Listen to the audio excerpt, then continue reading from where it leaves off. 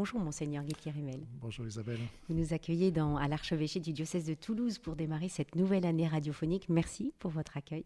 Je vous propose de revenir sur ce grand rassemblement de Pentecôte. Le 8 juin dernier, 1045 adultes et jeunes ont reçu le sacrement de confirmation. Ils étaient entourés par leurs familles, leurs amis. Et aussi de nombreux catholiques du diocèse de Toulouse étaient présents. En tout, ce sont plus de 15 000 personnes qui ont participé et qui ont pu se laisser transformer par l'Esprit Saint. 2 mois après ce rassemblement, Monseigneur, quels souvenirs en gardez-vous ? Un excellent souvenir et surtout les échos encore la semaine dernière. J'ai eu quelqu'un qui m'a dit « mais quand j'y pense, j'en ai encore la chair de poule ». Et donc tout l'été, et après ce rassemblement dans la rue, chez le kiné, très souvent, beaucoup de retours très positifs. Et de fait, tous ceux qui ont vécu cette journée, moi j'étais très marqué, presque bluffé par le déroulement de cette journée, la joie qui régnait, la profondeur aussi, parce que voilà, c'était pas simplement la joie d'être ensemble, c'était beaucoup plus profond et on sentait que l'Esprit Saint était au rendez-vous. Ça, pour moi, c'est très clair. Et donc, ça a été un moment très fort. Et puis, nous avons découvert ensemble, finalement, le visage de notre Église diocésaine, donc qui n'a pas à rougir d'elle-même, voilà, même avec nos pauvretés, bien sûr. Et donc, ça a été un moment extrêmement important, donc aussi d'une vision unifiée de l'Église dans la diversité. Il y avait quantité de stands de différentes réalités de notre diocèse. Il y avait ceux qui donc étaient dehors à visiter les stands, à écouter les différentes chorales, etc., à danser aussi. Et puis ceux qui, à l'intérieur, vivaient un parcours spirituel. Diffusion de l'Esprit Saint. Voilà, et vraiment un moment très, très beau et très fort aussi. Les prêtres, il y avait beaucoup de confessions et apparemment aussi des personnes, voilà, une qui témoignait qu'elle s'est confessée pour la première fois de sa vie, etc. Donc beaucoup de belles choses et des choses intérieures. Et après la Pentecôte, j'ai demandé à des confirmés comment vous avez vécu cet événement. Est-ce que vous aviez l'impression d'être perdu dans une foule anonyme ? Ou non, et vraiment pas. Ils se sont sentis accueillis. Ceux que j'ai entendus, ils se sont sentis accueillis et rejoints personnellement. Ah oui. Donc, ils ont vécu aussi des choses très fortes à travers cette confirmation. Oui, ils ont senti une certaine unité, en fait. Oui, c'est ça. Et comme faisant partie d'une famille, d'une même famille. Diversité et unité sont les 2 mots que nous retenons pour cette Pentecôte 2025. Comment poursuivre cet objectif d'unité malgré, on le sait bien, toutes les différences inhérentes à chacun ? Oui, puis dans une culture où chacun voit à partir de soi-même, bien sûr. Et donc, il faut continuer à travailler cela. Alors, l'unité, elle nous vient du Christ, elle nous vient de Dieu. Hein. Et nous avons à travailler et notre propre unité intérieure, je dirais, et l'unité dans nos communautés chrétiennes, dans les paroisses, en acceptant la diversité, en acceptant des sensibilités différentes, mais en se retrouvant justement autour de l'Eucharistie. Il y a une seule Eucharistie et un seul Christ, un seul corps du Christ que nous partageons pour communier. Et donc c'est à partir de là aussi. Mais cette unité est importante aussi, et je pense, donc pour la mission, bien sûr, pour témoigner. Cette unité, elle peut se renforcer aussi avec la création de fraternités missionnaires, particulièrement dans les lieux où les prêtres sont un peu loin ou donc débordés. C'est ce que vous encouragez dans les paroisses. Voilà. Et puis, et je pense aux catéchumènes et aux néophytes, cette unité, enfin cette mobilisation aussi pour la mission, ensemble, comment prendre en charge ces catéchumènes qui frappent à la porte, comment prendre en charge les néophytes, comment les intégrer vraiment dans la vie de la paroisse, dans la vie de la communauté. Donc, c'est pour moi un grand défi. Si vous voulez. C'est ça, et puis un défi urgent. Et un défi urgent, absolument. absolument. Il y a aussi tous ces lieux de rassemblement, ces lieux diocésains qui sont des ferments d'unité. Absolument. Moi, j'ai toujours pensé, depuis que je suis évêque, que le pèlerinage, par exemple, diocésain à Lourdes est vraiment il se construit l'esprit de famille d'un diocèse à travers ces rassemblements. Et donc, ils sont importants aussi. Voilà. Alors, on ne peut pas vivre tout le temps des grands rassemblements, même si beaucoup de gens m'ont dit, bon, on recommence l'année prochaine, Oui.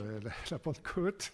Je ne sais pas si tous les bénévoles seraient d'accord, parce qu'ils étaient Oui, quand oui. même Non, très ils ont fait mobilisés. un travail impressionnant. Oui. Vraiment, j'ai été vraiment bluffé, moi, par la qualité Oui. de l'organisation. cette journée Et puis, d'organisation. beaucoup de générosité. Oui, oui, oui. Oui. Donc non, on ne peut pas faire ça tous les ans.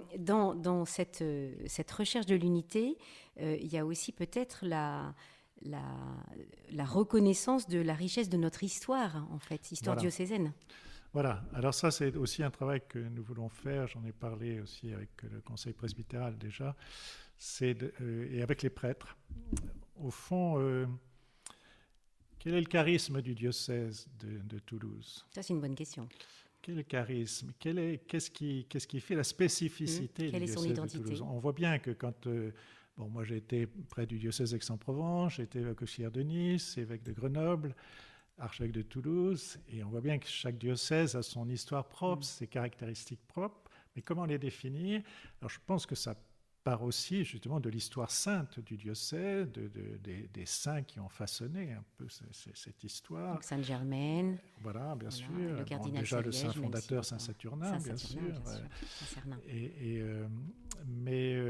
puis tous les saints méconnus, mais qui méritent d'être mieux mis en lumière. Voilà. Puis Toulouse aussi, avec la dimension intellectuelle et culturelle de Toulouse, inévitablement, ça façonne le diocèse. L'Institut catholique reste quand même aussi une dimension importante de la spécificité du diocèse de Toulouse. Et donc, voilà, ce sont des questions à creuser. Alors, on va essayer, justement, en prochaine réunion du conseil presbytéral, de réfléchir.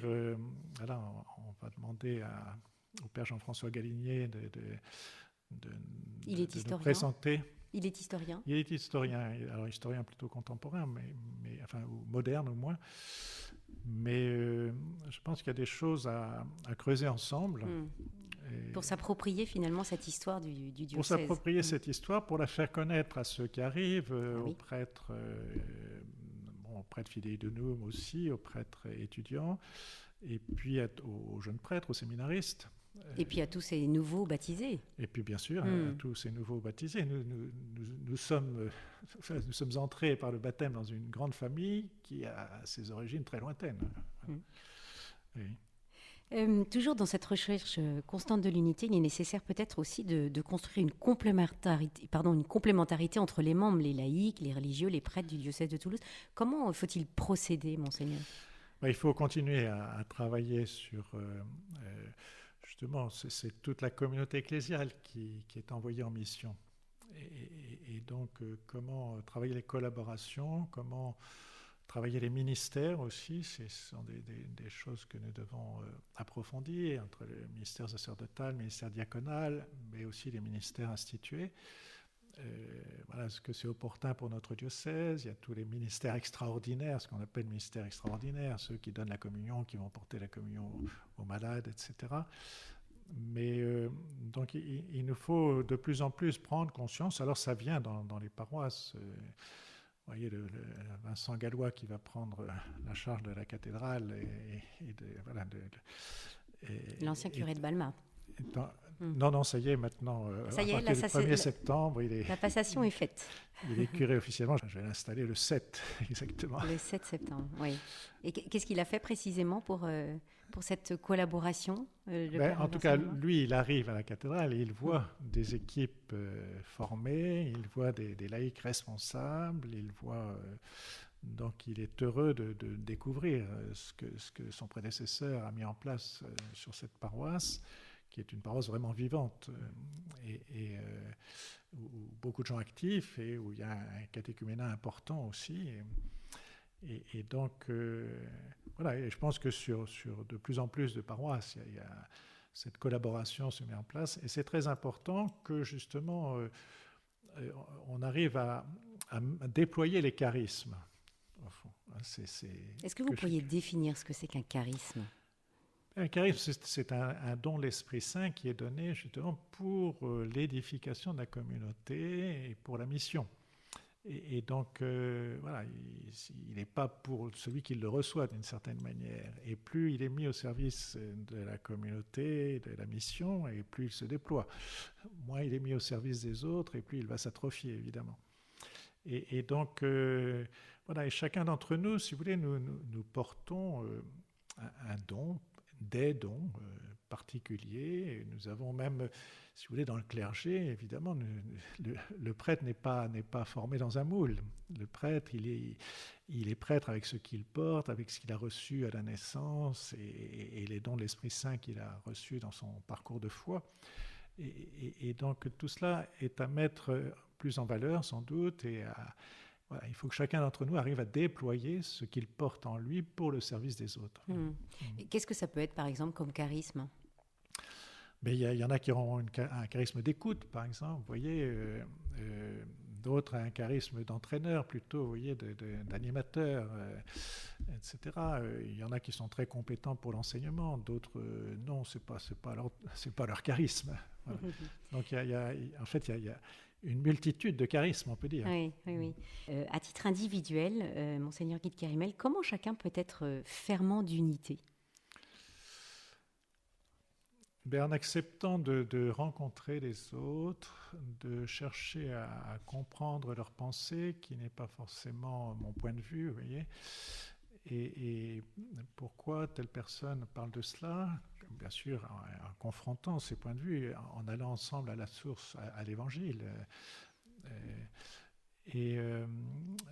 Donc c'est cela, et en acceptant que l'autre soit autre. Ça, c'est pas facile. C'est le plus difficile. C'est le plus difficile. Déjà vis-à-vis de Dieu, le tout autre, et entre nous. Oui.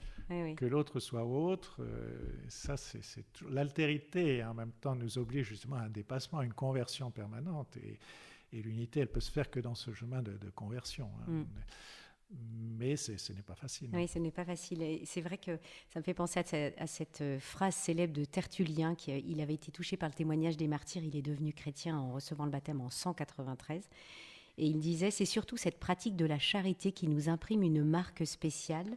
Voyez, dit-on, comme ils s'aiment les uns les autres. Donc l'unité, elle passe, comme vous le dites, par des temps forts vécus ensemble, la reconnaissance des charismes des uns des autres, mais et puis la participation à l'Eucharistie, voilà, qui est vraiment le ferment d'unité.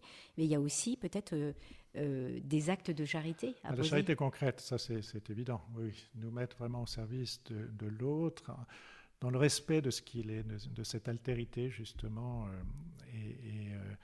et donc, et c'est comme cela d'ailleurs qu'on apprend à se connaître. Moi, je me souviens, quand j'étais étudiant dans la communauté de l'Emmanuel à Paris, j'ai partagé un appartement avec 3 autres hommes célibataires, certains étudiants, d'autres au travail. Et bon, il y en avait un avec lequel je n'avais pas beaucoup d'affinité naturelle, on va dire. Mais au fur et à mesure qu'on a vécu ensemble, eh bien, il y a des liens très profonds qui se sont tissés.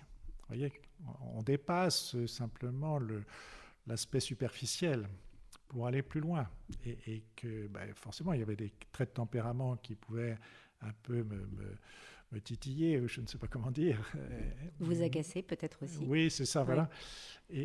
Mais on apprend à aller plus loin. Et du coup, tout le monde en est grandi, en fait. Et puis, ces liens demeurent. Ce sont des liens qui durent. Un dernier mot pour conclure sur cette question de l'unité. Eh bien, donc, c'est un grand défi. Oui. Un grand défi qui est... Alors, le pape Léon XIV nous encourage beaucoup dans ce sens-là. Mais c'est un des grands défis, encore une fois, dans une société un peu éclatée aujourd'hui. Et nous, les chrétiens, nous avons quelque chose à dire justement à cette société, qu'il est possible de se faire confiance, il est possible de construire quelque chose ensemble. Alors ça demande un chemin qui n'est pas un chemin de facilité, mais c'est possible. C'est possible. Merci beaucoup, Monseigneur Guy de Kérimel. Merci à vous. Et nous vous donnons rendez-vous le mois prochain pour une nouvelle carte blanche.